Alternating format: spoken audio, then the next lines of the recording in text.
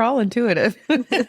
I think it's a word that kind of gets some special meaning to it sometimes, in the sense that you'll hear someone describe themselves as an intuitive medium, or you think of someone who's psychic as intuitive. And so we put sometimes a special category to it, is what I'm saying, that some people are intuitive and some are not.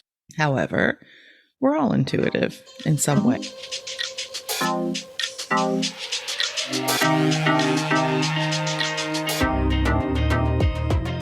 Human design reveals who you are energetically and who you came here to be. I'm Dana, human design specialist. And I'm Haley, the human design newbie. Listen in as we explore how leaning into your authentic self is your ultimate path to success. Welcome to the Human Design Hive podcast. Let's get into it. Hello, Haley. How you doing today?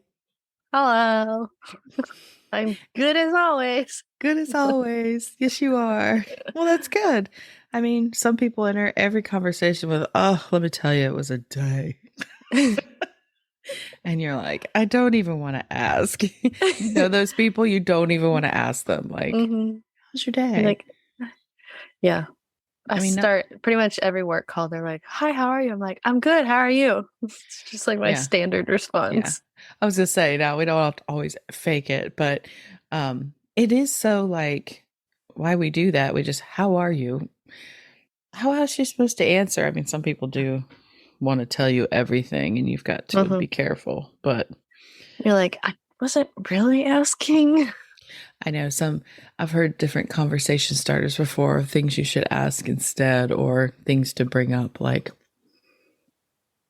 what have you done so far today? Or I don't know.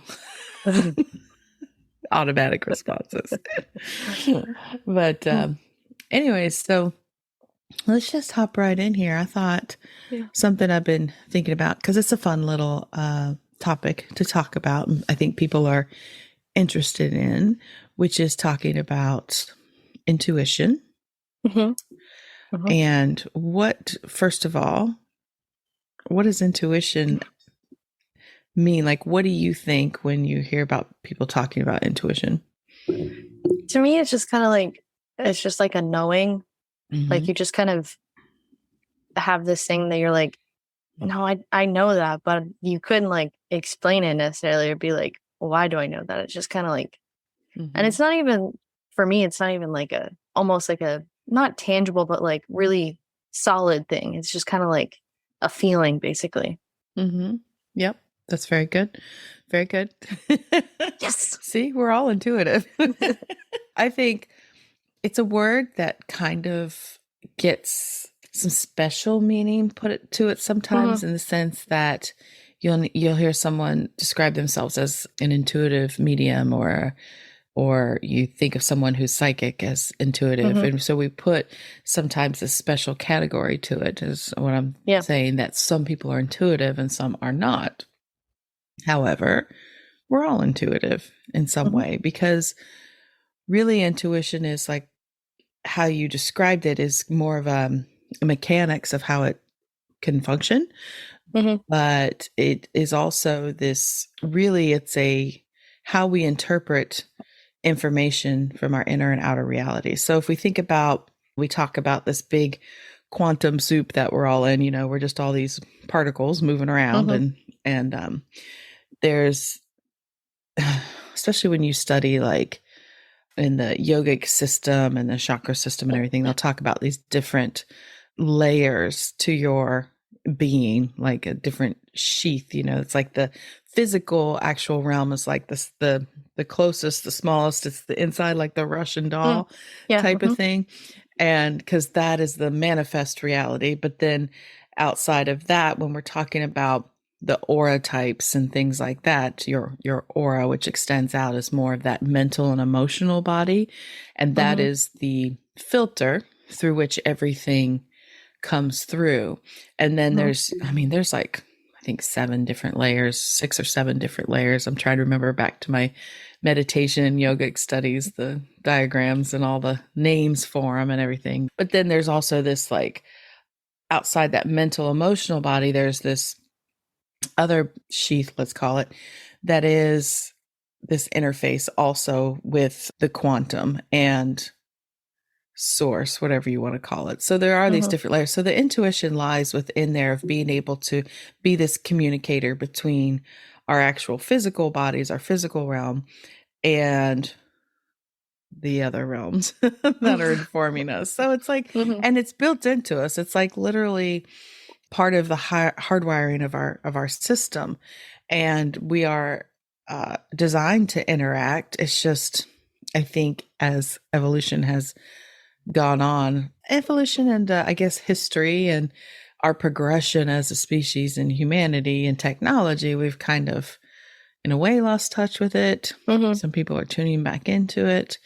I mean, it's a tricky, dicey subject throughout history, I think. I mean, just honestly, women are usually more associated with intuition, wouldn't you say?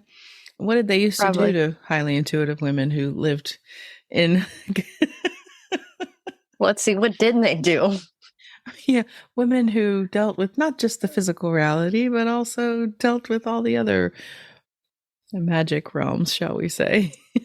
Well, they called them witches and burned them at the stake or drowned them or locked them up.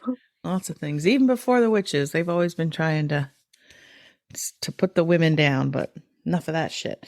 Anyways, getting off track there.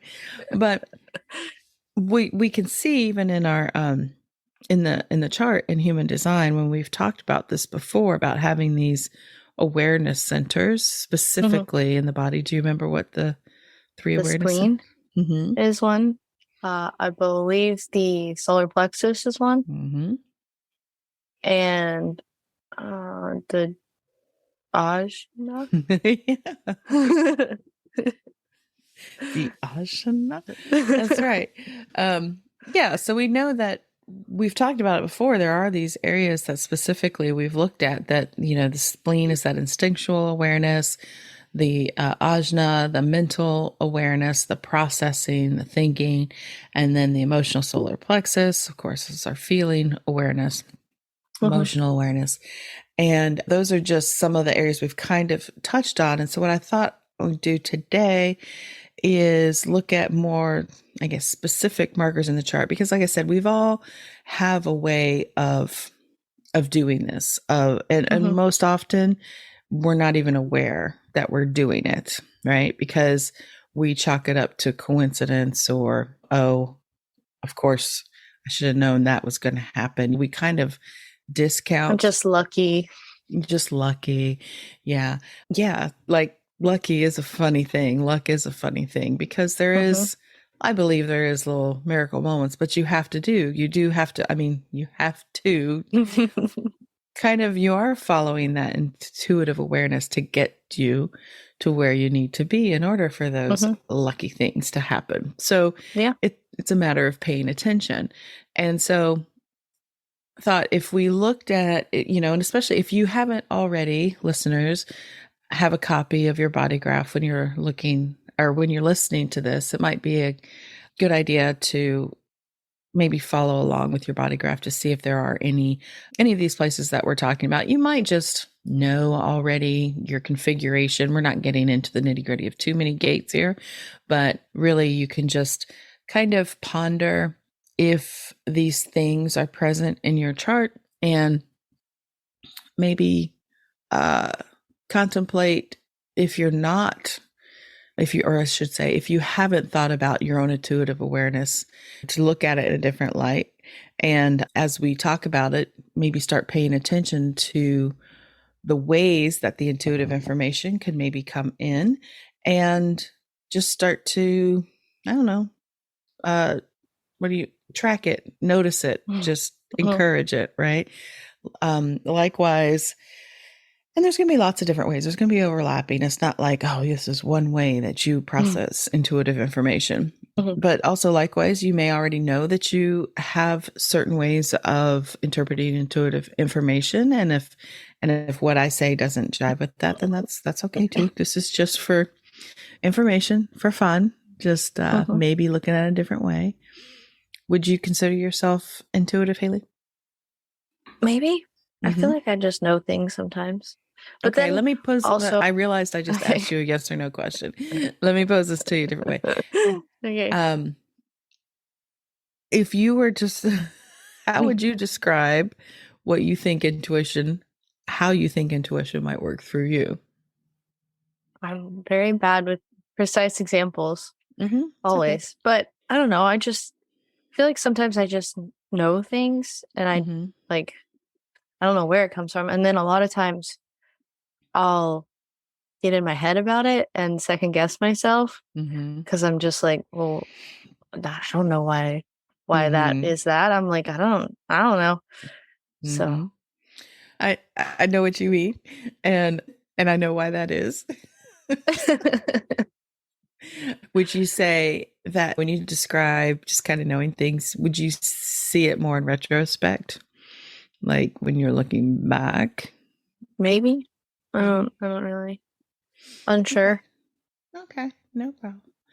All right. So there's basically many different ways of experiencing intuition that once we start talking, this may sound familiar to you of how it is experienced. So there's being clairvoyant, there's being clairaudient, clairsentient, clairolfactant, Ooh, claircognizant, uh-huh. and kind of even dreaming. These are different ways. The clairs, they call them. I want to know. I want to see how many I can guess. Okay. Uh, So clairvoyant, clairvoyant. I think it's seeing. correct. It's what was the next one? Clairaudient, I'm gonna guess hearing. Uh, clairsentient. sentient. It sounds like scent, but olfactory is scent. Correct. Clairolfactant is scent. Yes. How So about clairsentient sentience? How about clairsentience? taste. Sen- no. Okay, and I'm stuck on that one. What was We'll the come next one? back. Okay, Claircognizance. that's I'm gonna guess mental Mental cognizant. knowingness, yeah. Yeah. And clairsentient. Damn. I think you know what dreaming is. It's Oh, sensing. It's oh, feeling. touch, Feeling. Clairsentience. Feeling. like emotional feeling or like touch feeling. But I Well, I don't know just, if you could touch feel something. I mean, you could, I mean, like you can touch objects. things. Yeah. Yes, like Yes. feeling. Feeling has two meanings. Yeah. Well, yes. In this instance, it's feeling. It's like Emotionals, empathy. emotionals, emotions. It's feeling the emotionals. Okay. And so, yeah.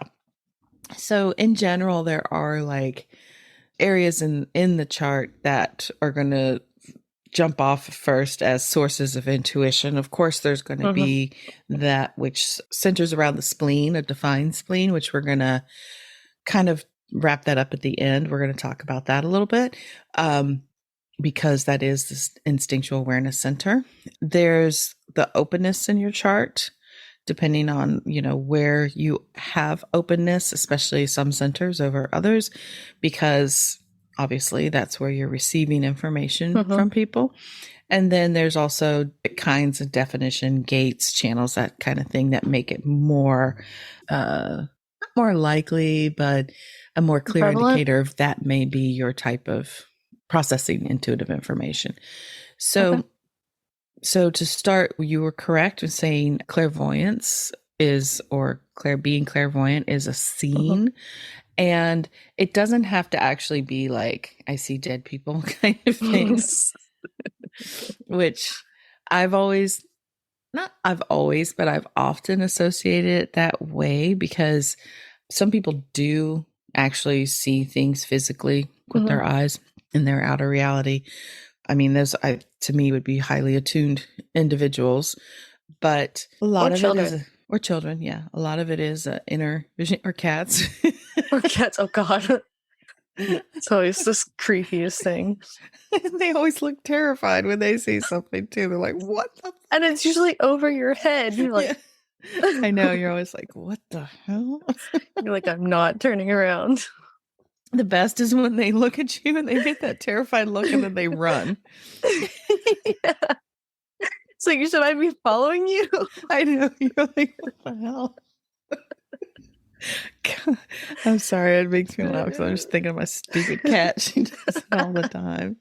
She has the most terrified look on her face.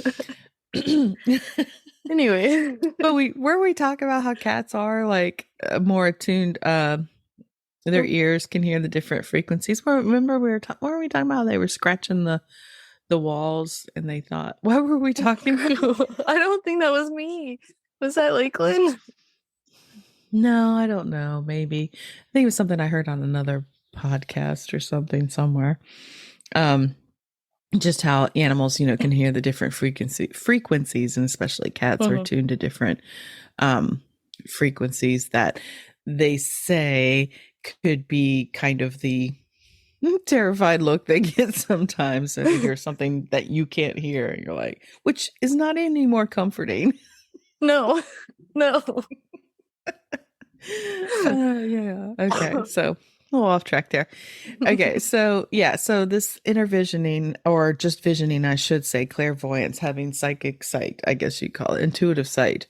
This could also fall in the realm of dreaming, of having dreams that come true, that kind of thing.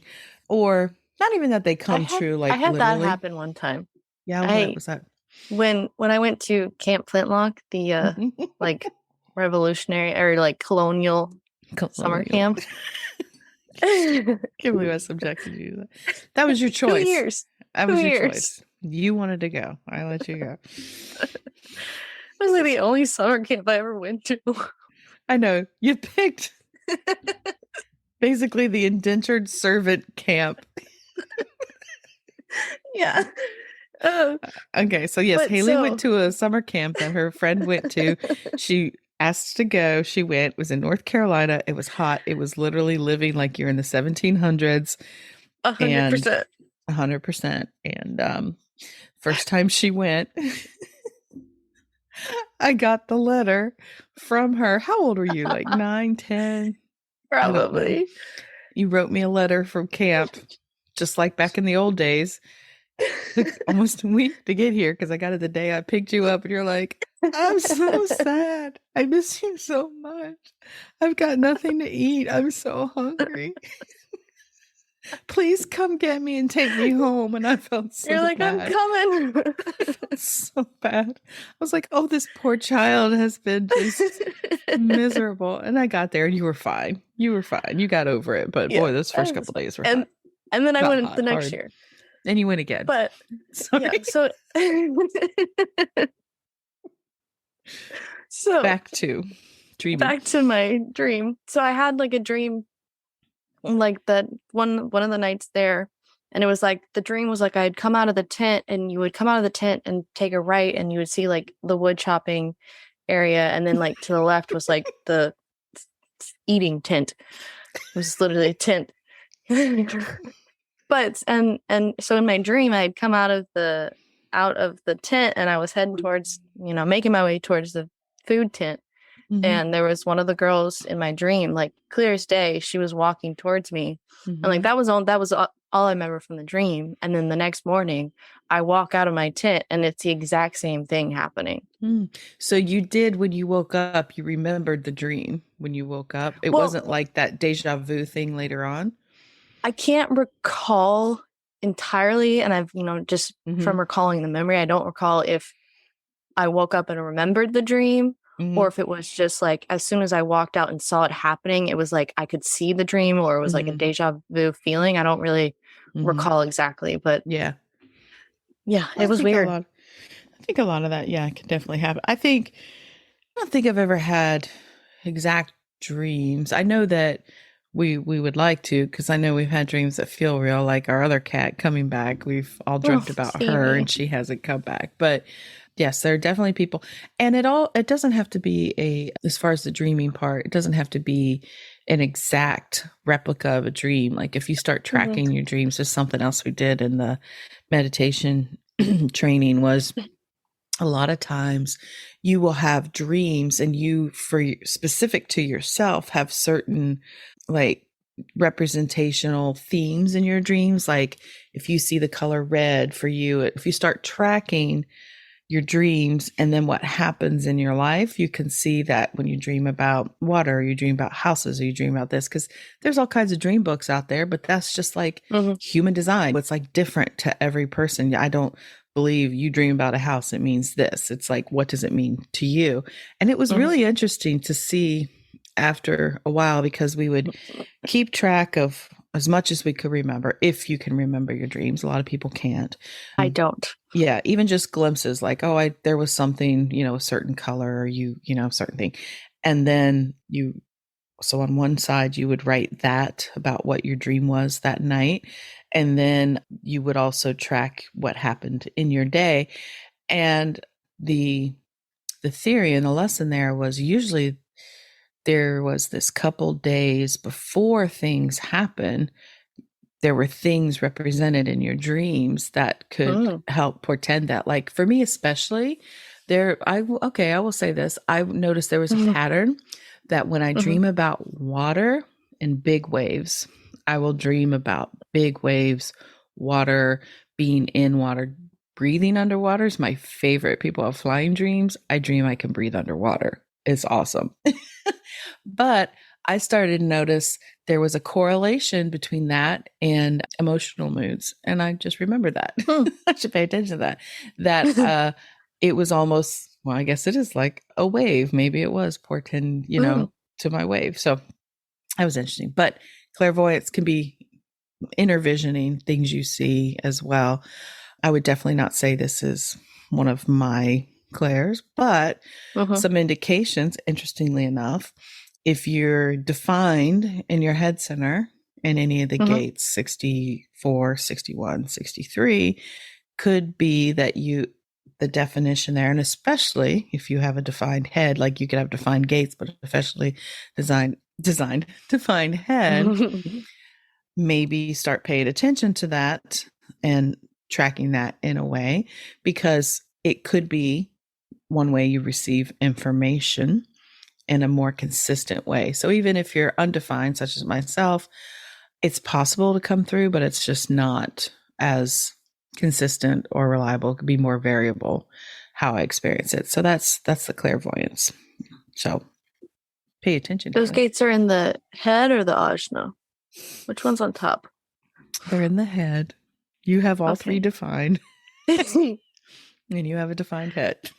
Well, because you said the awareness center was the ajna.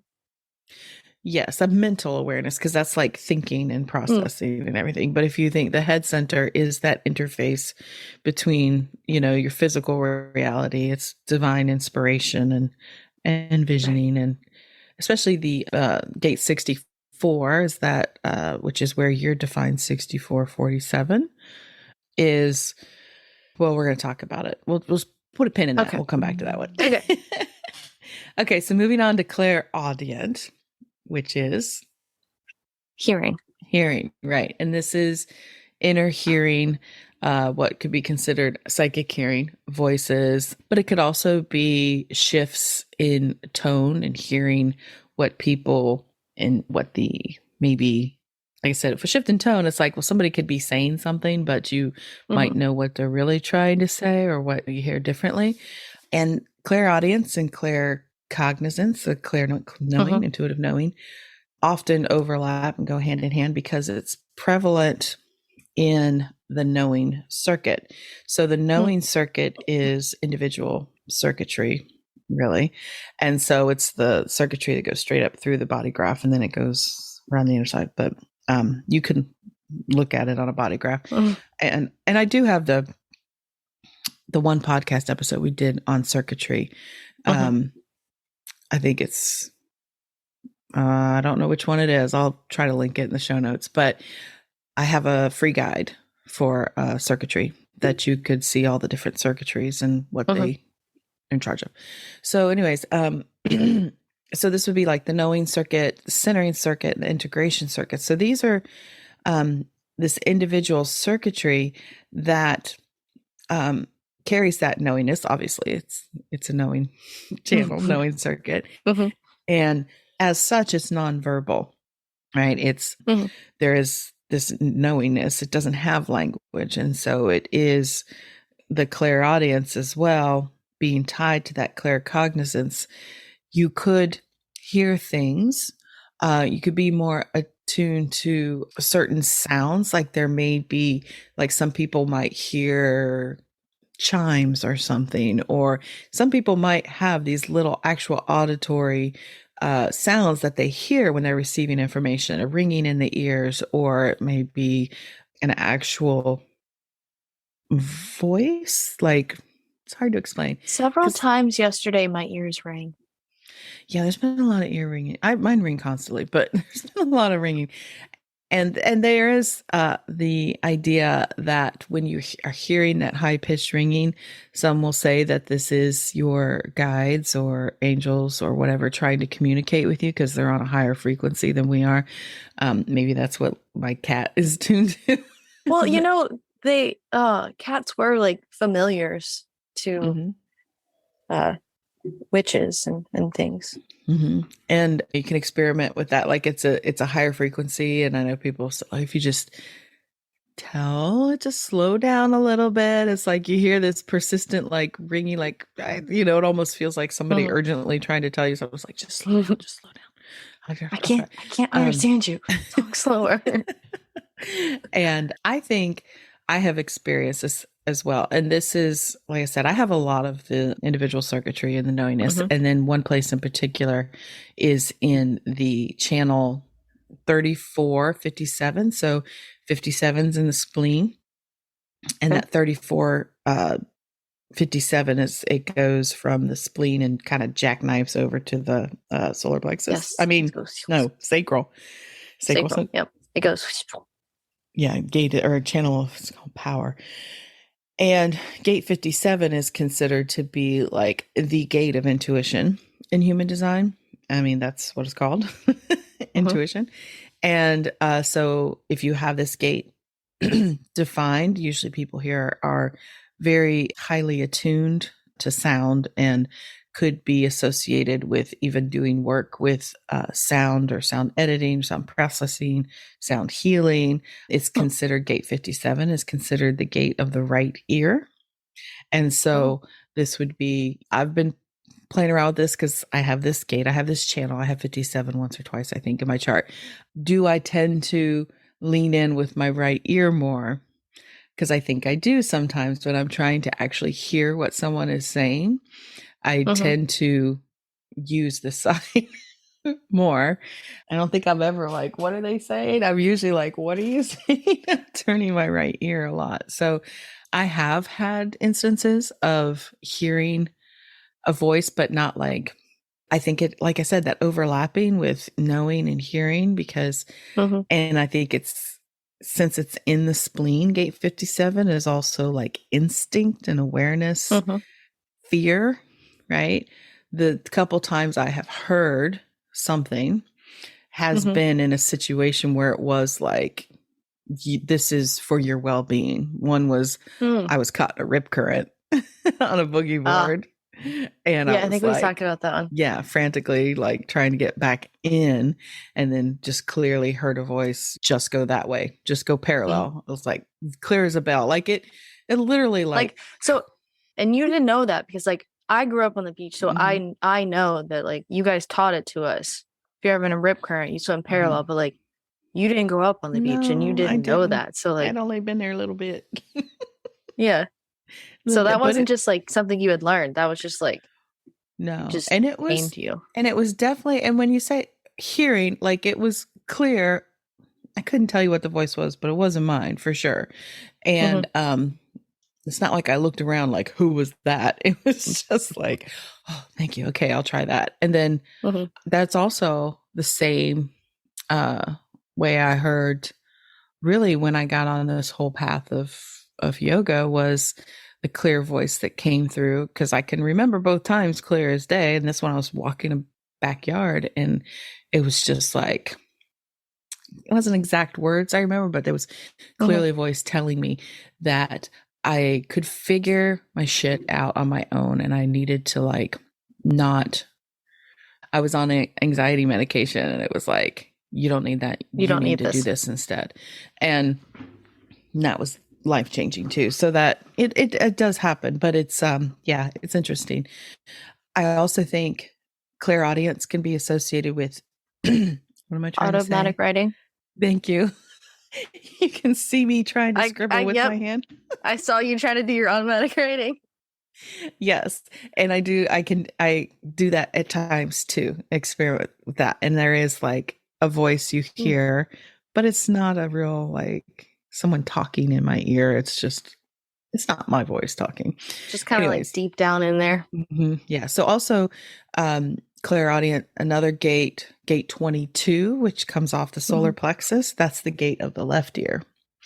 And what's interesting is in either one of these ears, if you have the defined, so 57 or 22, 57 right ear, 22 left ear, there could also be issues with physical hearing, inner auditory problems with these gates, which is really interesting because I believe your dad has gate 22 and his left ear.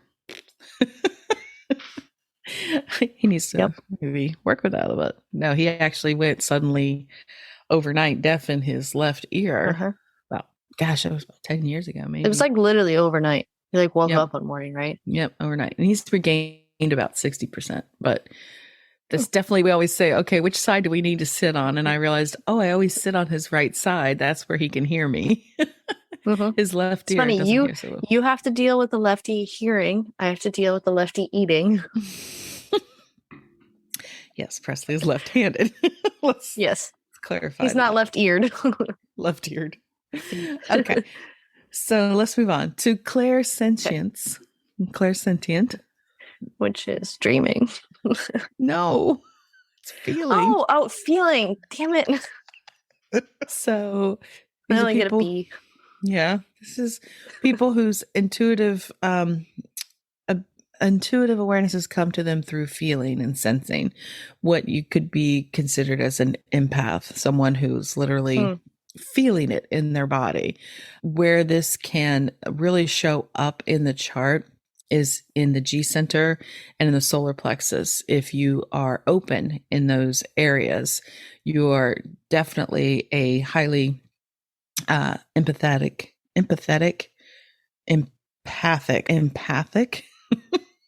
If you're defined in the G, or if you're open in the G center, you are definitely an empathic person because you can feel people. What is the G center, Haley? It's the center for. That's the center of like you're the person, because right identity. Like yeah, no, yes, that's the word. I knew it's about like knowing who you are, and then like that the G center. What's the one next to the will center? Will center. Yeah, which were together the heart center and the chakra system, and then when the split came in 1781, that's those two split off. So that the heart center, so they are still part of the heart center, but they are the G center is really your identity, your sense of direction, your sense of self, and then the will center is more of your material awareness. Yeah, your ego. So yes, okay. In the G center, so then if you are open there, you can literally feel people and how they feel about themselves in the sense of their identity. Like this isn't the feeling center. This is like their being, the depths of who they are. And so a lot of open G center people, their identity can be more fluid and shift a little bit more depending on who they're around. And you're shaking your head. Yes. Yes, now, it does. You are undefined there. Do you experience that yourself? Yeah, for sure. I mean, depending on who I'm around, definitely I change how I feel, I guess, about myself, and just kind of like how I express myself too. Just kind of all depends. It's interesting.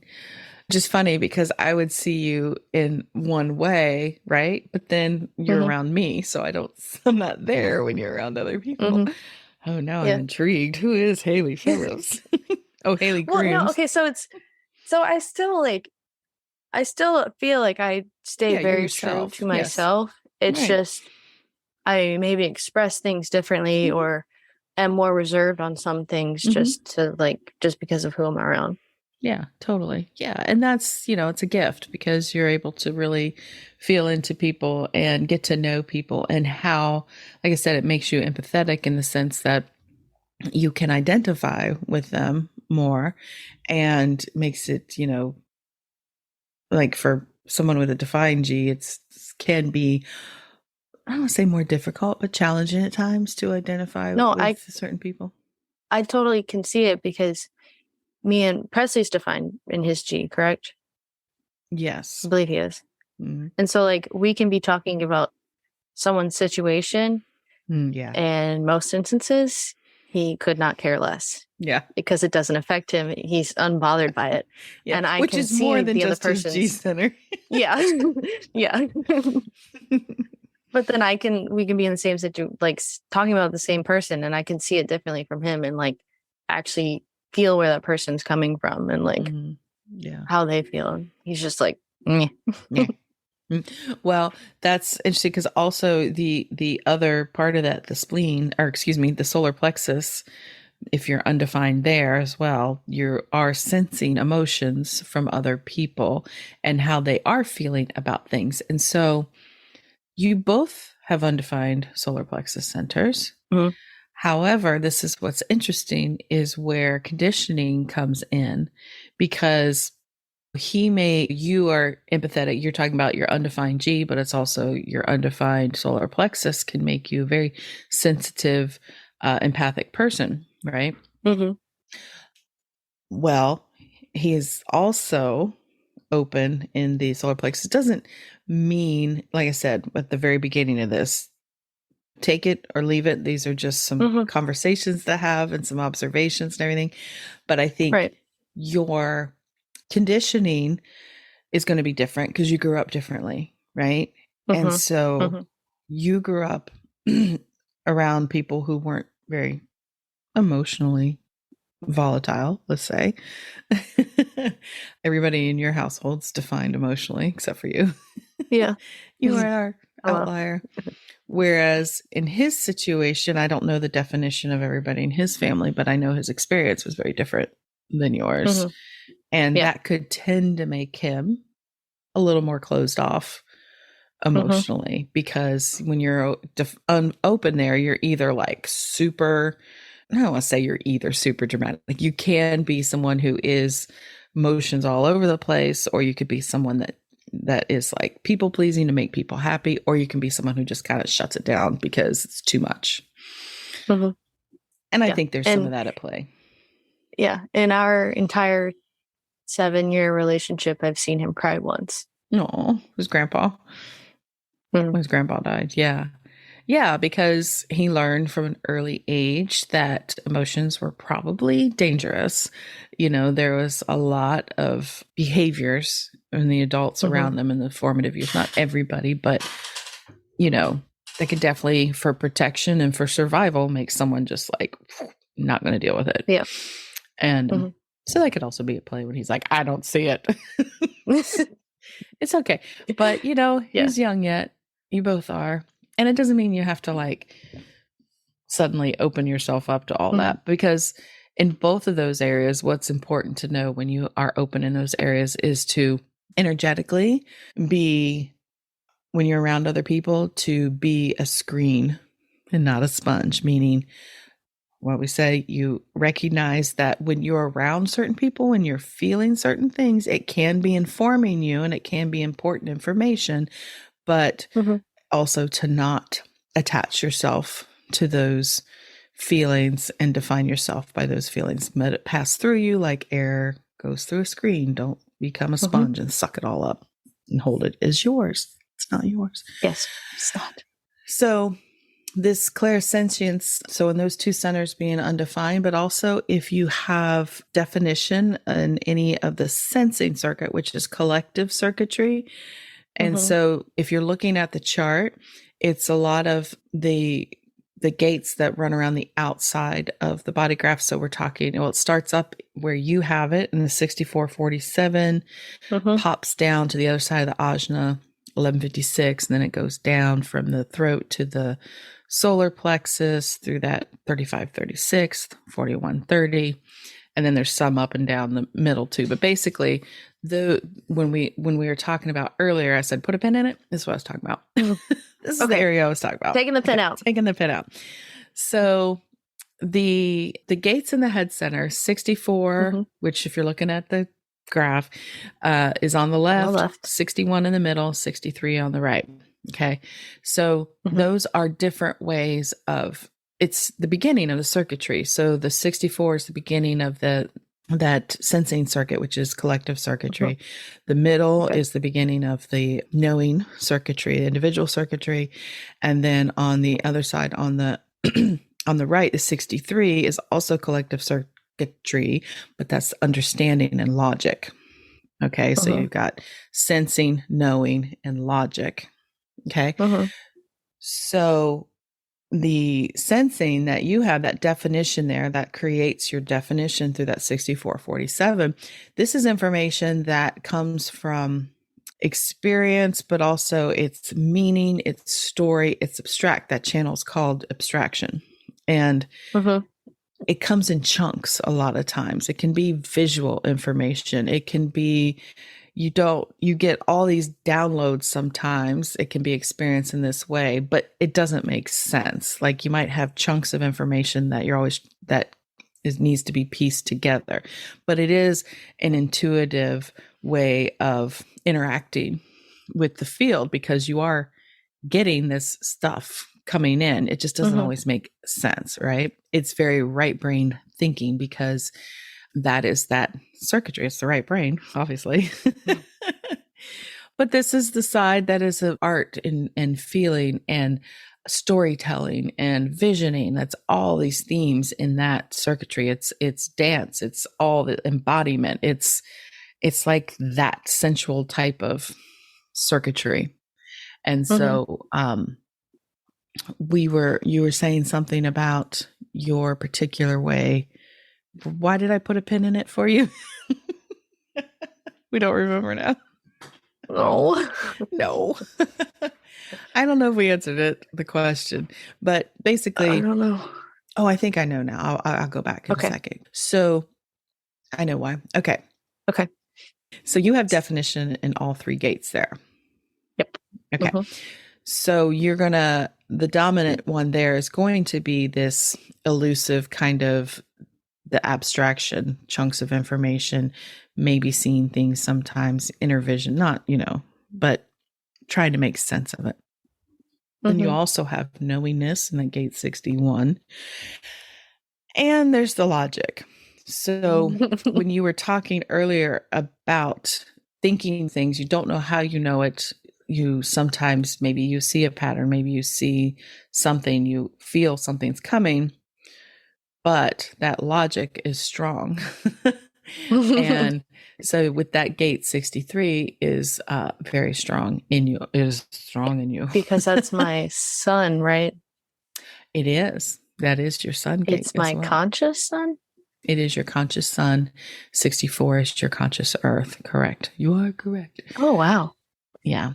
Your sun energy being 63, that's a huge part of the way your mind works and the way your energy works is trying to have answers you want the answers, but you don't have the answers. You should be just posing the questions. But you have a large chunk of your definition is also in the logic circuit. So it may not be complete channels, but you have several defined gates in that logic circuitry. So that inherently is going to cause a lot of doubt in your system when it comes to your intuitive abilities, let's say. And because with that defined head and ajna and so much definition in the head, you have consistent ways of experiencing this, but you doubt it. And I can fully understand that, of having some logical circuitry there. And it's not just there. You've got lots of other, through your ajna, the way it processes comes through the logical circuitry too.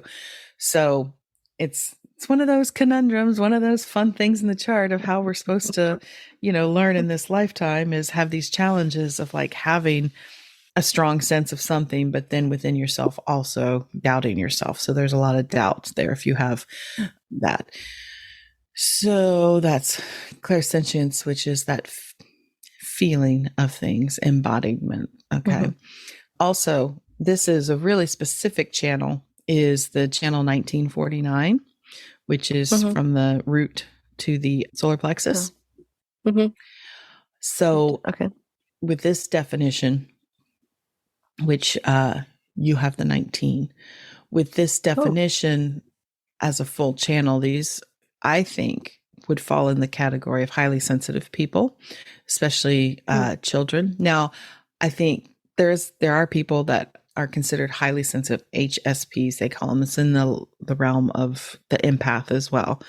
And I would say these people, if they are undefined, like we said, in the G center or the solar plexus, but also say they are defined in the solar plexus, but they have this channel 1949, could also make them more sensitive to how people are feeling. This is really known as a lot of sensitivity in this channel. It's also sensitivity to the animal realm. So these are people that could also be animal communicators or have a deep connection with their animals and in their life, or the what they call what's it called? Like the only thing that can come to my mind is like the fairy realm, but it's more the earth, the natural world. It's also the gate 5 has a lot of this too, 515 as well, being attuned to nature, energy, animals, that kind of thing, the different realms. There's a word for that, but I can't think of it. I don't know what you're trying to say. But I am wearing my shirt that says there is no planet B. So it's kind of... There you go. Okay, so there's that. So is is there anything else I want to say about the feeling? No, I can't say I have that one. I don't really feel. I feel like sentient, like a sentient being. I always think of centaurs, but I know that that's not the same thing. Not even close. Not even in spelling. There is an E and an N there, and a T. But it sounds similar. I know. Centaur, sentient. Okay. That's just how my brain works. Okay. It's okay. I would say one thing. This goes back to the point of these are not absolute hard truths. These are just things to look at, because I often hear about like we said, the open solar plexus and the open G, and about these being areas where people are highly empathetic and can understand how people feel. And sometimes that conversation makes it sound like if you are defined in those areas, then you're not, because you're not feeling what other people are feeling. You're feeling your own emotions, your own sense.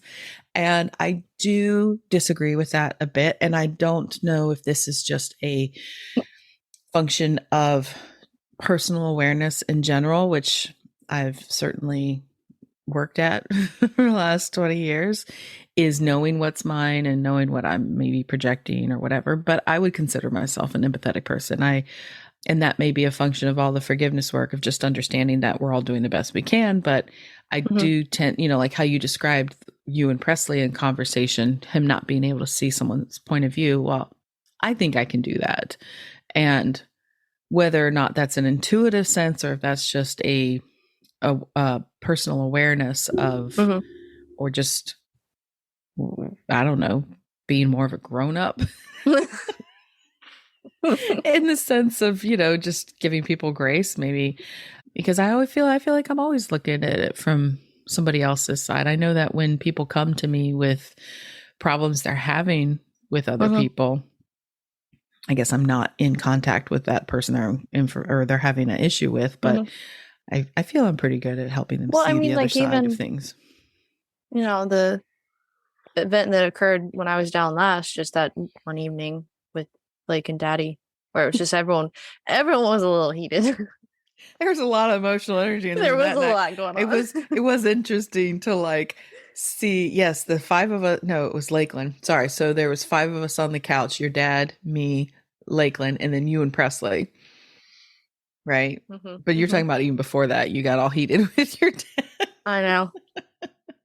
But I did think about that afterwards. I noticed that you got riled up. You were getting in it. And Presley was just like, He was just sinking further into the couch.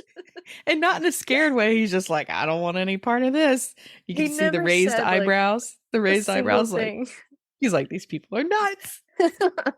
But I was the one that like blew up about it. Like I was the one that first started yelling about it because I was just so over it. And I'm like, well, is this just my undefined emotion? Like I'm just like, I'm the boiling point, or like. Yeah, I think you were feeling, you were sitting right next to me. I was silent. I wasn't wanting to get involved, but I guess it just bounced off onto you. And when I first started really fussing, you and Lakeland weren't even in the room. Yeah, it was just a sidebar there. Okay, so let's move on to Claire olfactants. I like the word olfactory. I don't know. It's a fun word. Intuitive smelling. So it's an interesting one. So this really lives in that channel 4426 that goes from the spleen to the will center, which I have the 44 defined. You have the 26 defined. Oh. Yeah, the 26 is your unconscious sun gate. Oh, okay. Okay. All right. So this is really, you can sense if you have these gates defined or the full channel, this is a sense of knowing when something's like out of integrity, out of alignment. Things just don't smell right, to say. You know, you can like, you have kind of I love it, an internal BS detector. Ooh. Like, I would definitely say that about either one of us. Right? I mean, I don't know how many times we've heard something or somebody said something and we just exchange a look. Look at each other like, That's bullshit. Yeah, okay. And it's like, I got nothing to back it up with other than it doesn't smell right.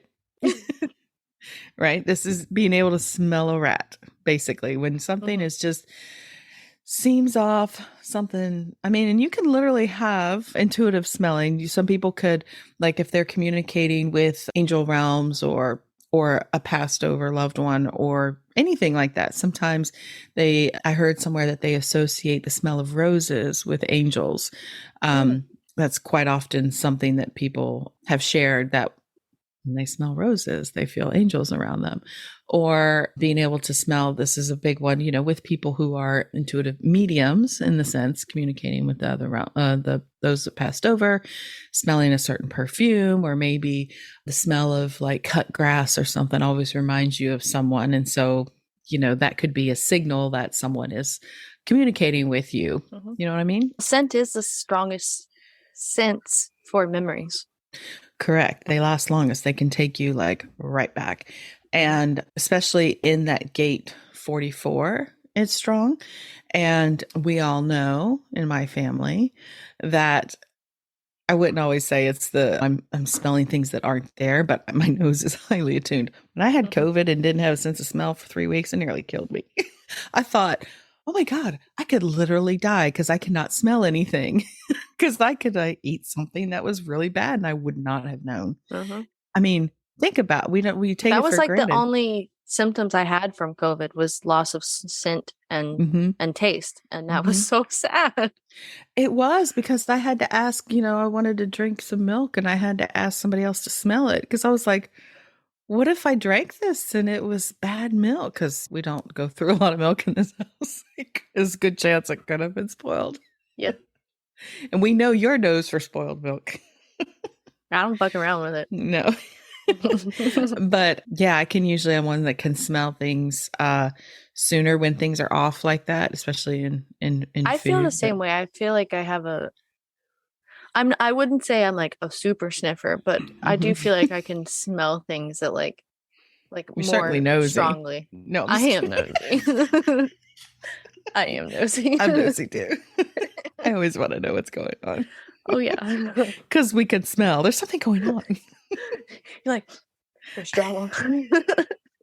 It's trauma. Yeah. Yeah.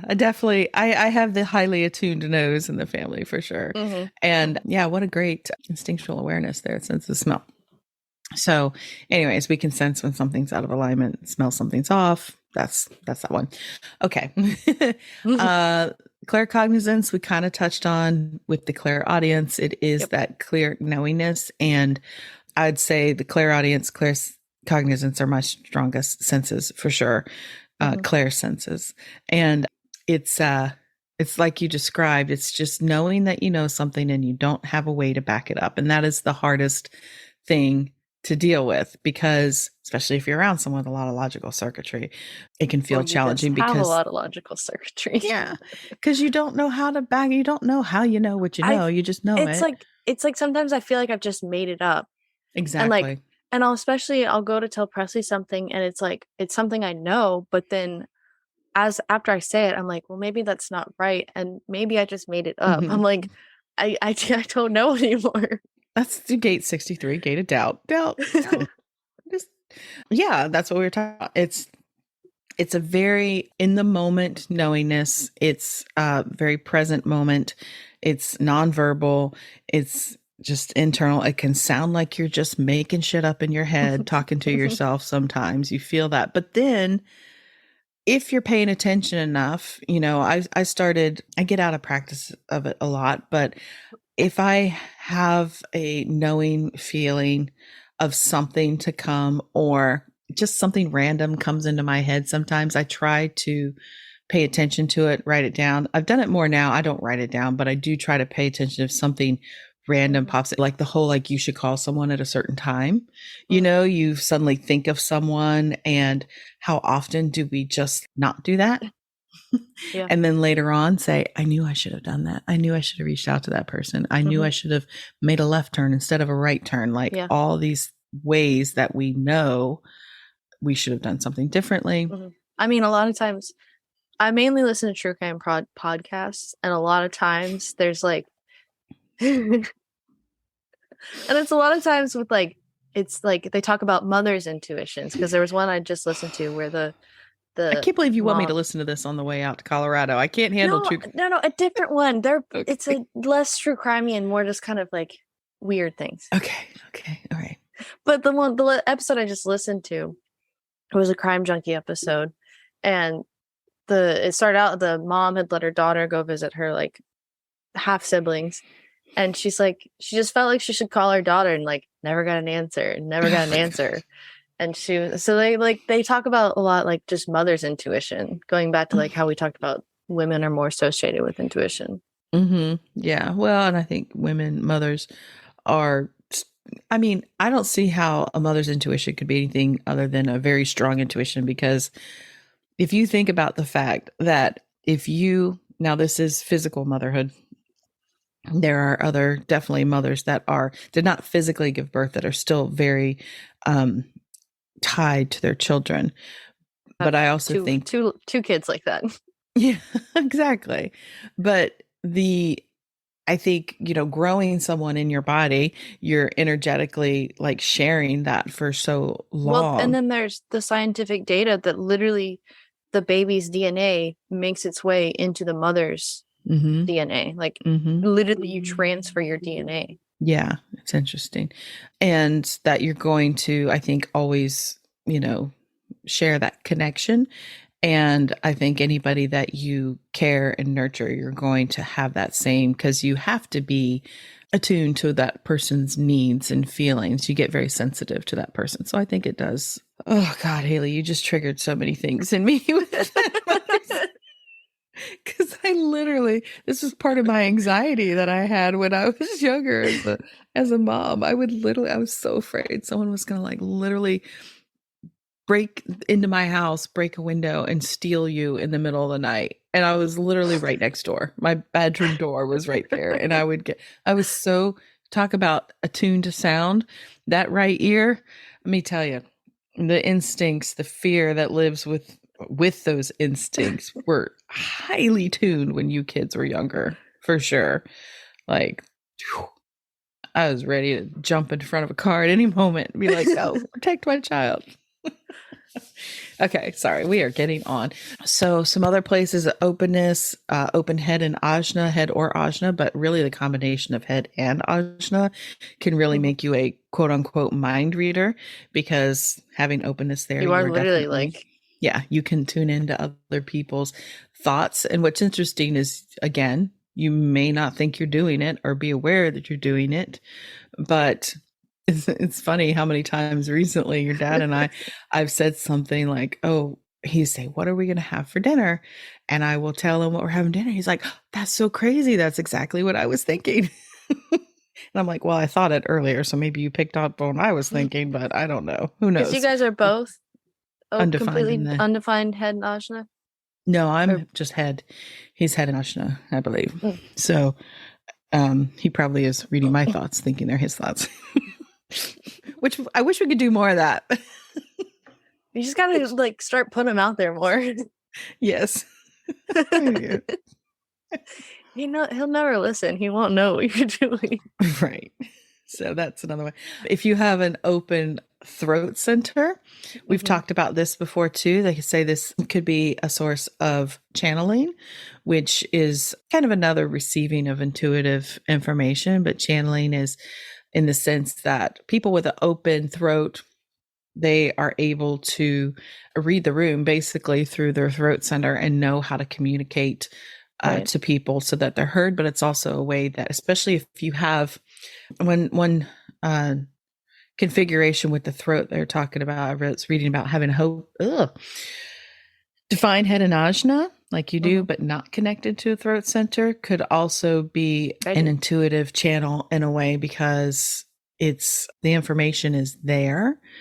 There can be some and then having the there. ability to get it out to the way people need to hear it.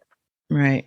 So anyway, so channeling, also the the channel 2212, which is from the throat to the solar plexus, because it is this giving voice to the emotional solar plexus. So it is very much a feeling, sensing voice of, knowing, and it's also in the individual circuitry.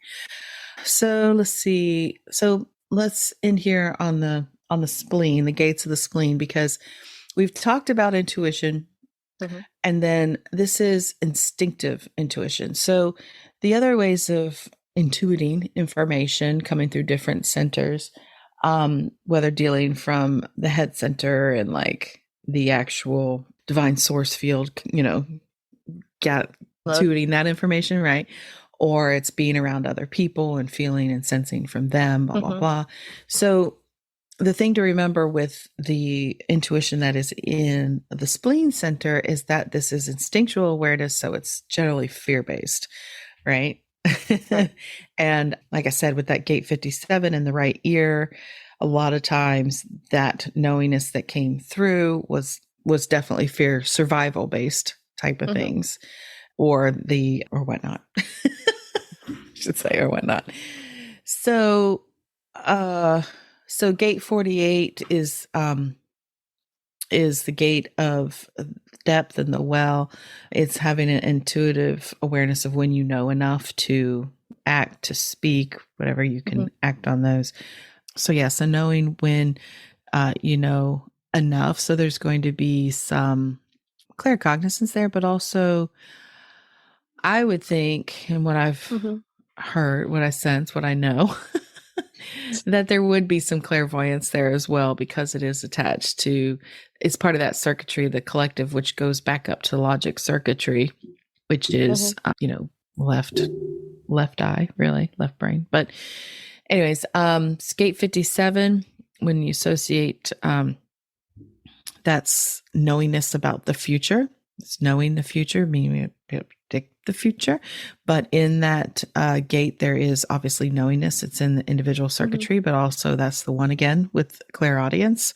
So claircognizance, clairaudience.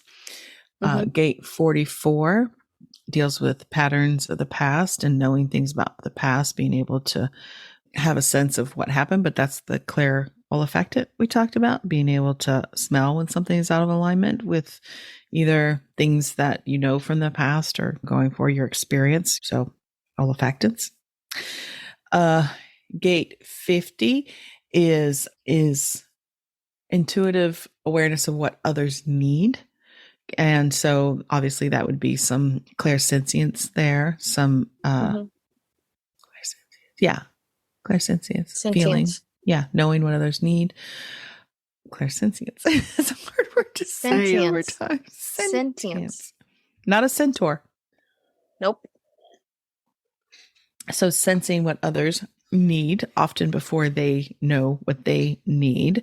So let's just put, I should have said a lot around that clairsentient part, being empathetic and empathic and whatnot. Is we did talk about the screen and not a sponge, is to also make sure that you work with healthy boundaries around other people. And this one in particular, knowing what others need, means that you can tend to automatically have behaviors that provides things for people.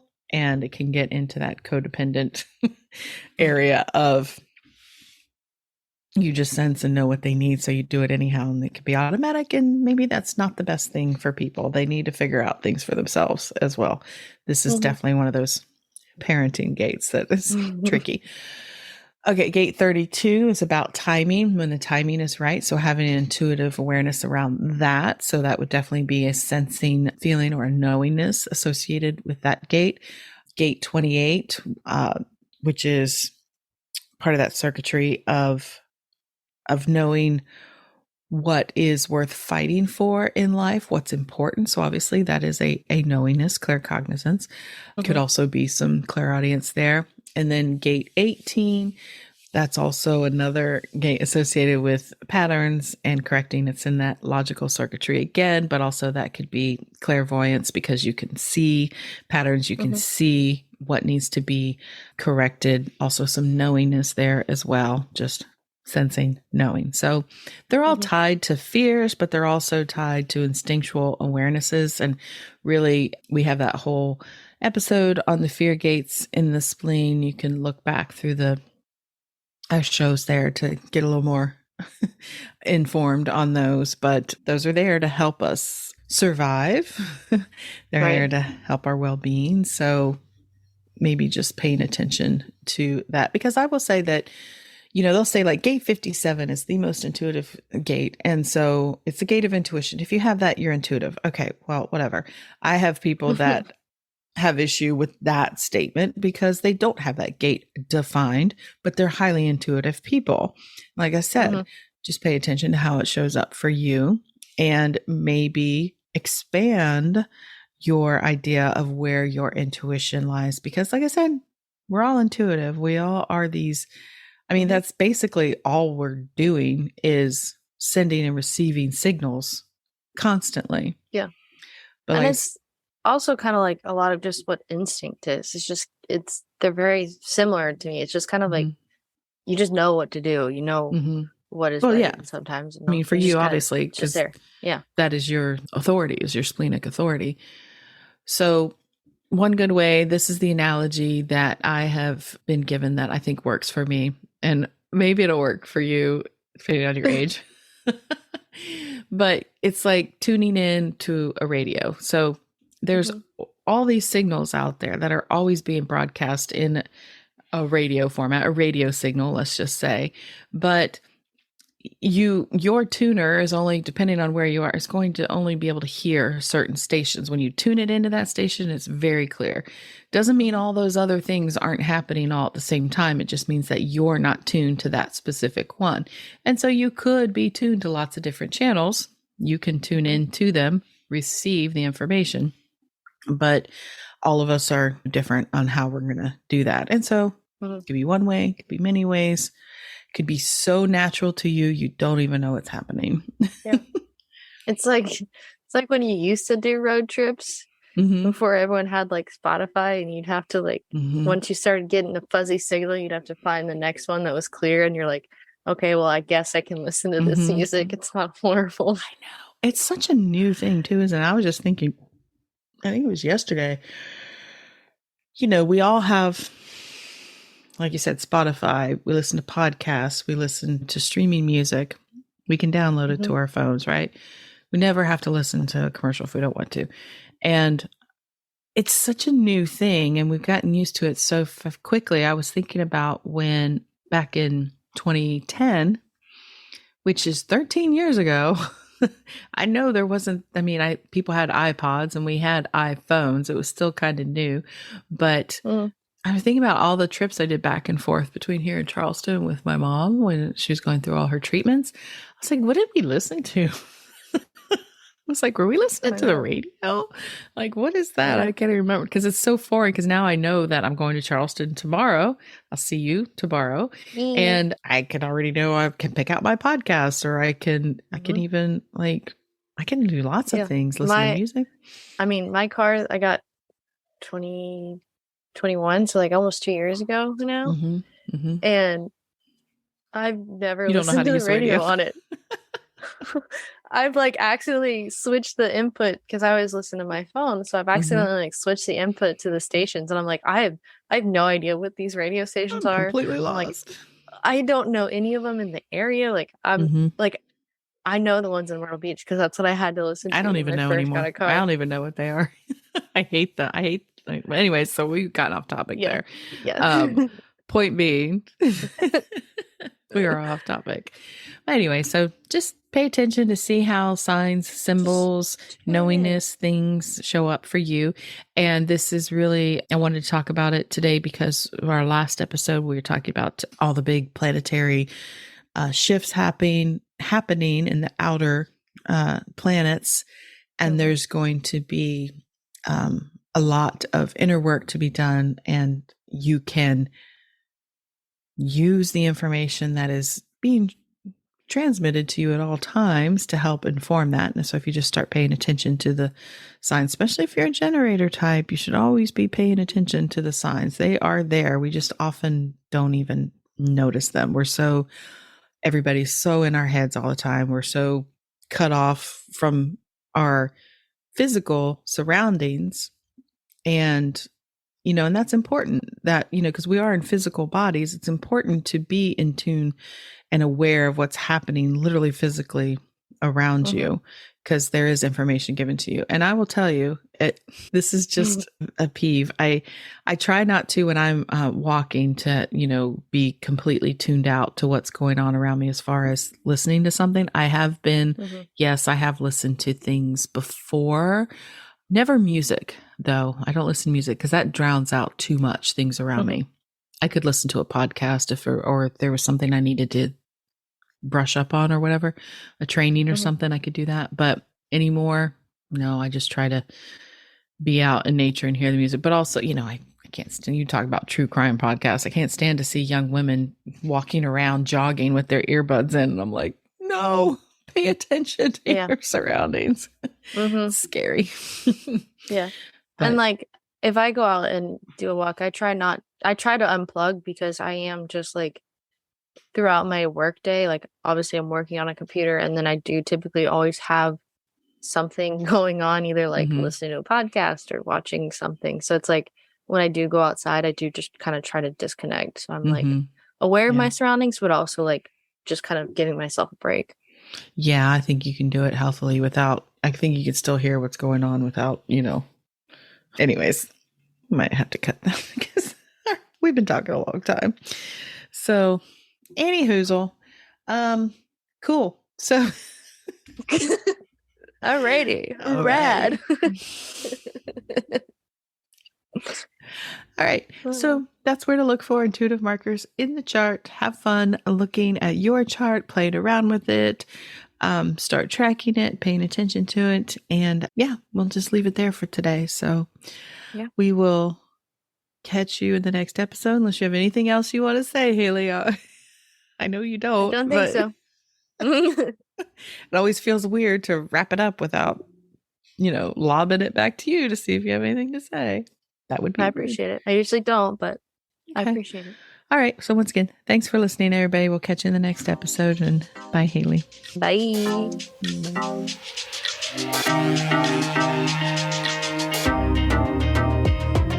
You made it all the way to the end of today's episode, so you must have liked what you heard. If you did, make sure you subscribe so you never miss an episode, and perhaps leave us a good review. And if you know someone who wants to dig into all things human design with us, make sure you share the Human Design Hive podcast with them. We'd really appreciate it. Thanks for listening.